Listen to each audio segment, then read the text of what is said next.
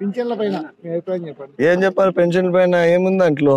వాలంటీర్లు ఇవ్వద్దన్నారు, అయినా వాళ్ళందరూ రిజైన్ చేయించినారు. ఎంత బాధాకరం అంటే వాళ్ళు సొంతంగా ఏదో చేసుకోవాలని చెప్పేసి 5,000 పాపం వాళ్ళు ఏదో కింద మీద పడి సంపాదించుకుంటా అంటే అది కూడా రానివ్వకుండా చేసినారు.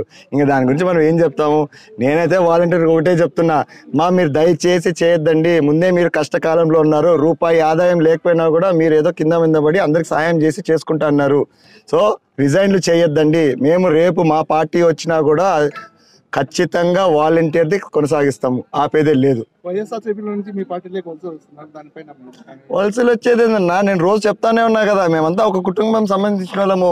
పాయలుగా విడిపోయినాము. ఒక నది ఎట్లా ప్రవహిస్తుందో అట్లా పాయలుగా విడిపోయినాము. లాస్ట్కి సముద్రం చేరే దగ్గర అందరం కలుసుకున్నాం మళ్ళా. సో వీళ్ళు వాళ్ళ ఇంటికి వస్తున్నారు, కొత్తగా వాళ్ళు ఏం రాలేదు మా దగ్గరికి. ఖచ్చితంగా ఎక్కడ న్యాయం జరుగుతుందో అక్కడికి వచ్చినారు వాళ్ళంతా. ఈసారి ఎలా ఉంటుంది మీ పార్టీలో? అది ప్రజలు నిర్ణయిస్తారు, మేము మాట్లాడకూడదు. కూటమి ఉంది మాకు, ముగ్గురం కలుసుకున్నాము. ఒకవైపు బీజేపీ అయితేమి, ఒకవైపు జనసేన అయితేమి, టీడీపీ, ముగ్గురం కలుసుకున్నాము. ఖచ్చితంగా బాగుంటుంది.